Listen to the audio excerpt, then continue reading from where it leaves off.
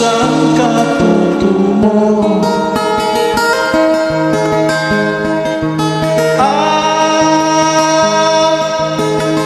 Kung nakamit mo na ang pangarap, di pa rin masiyahan, nais mo'y madagdagan, limot mo na ang iyong pinagmulan.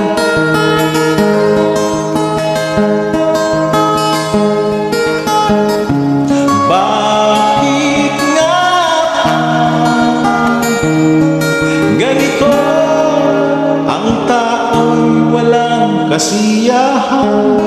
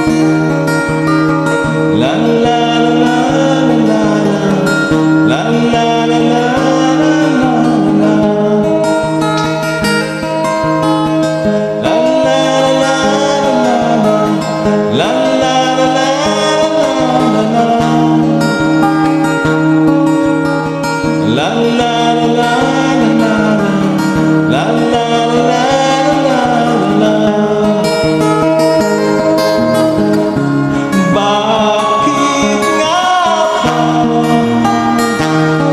ganito ang tao'y walang kasiyahan?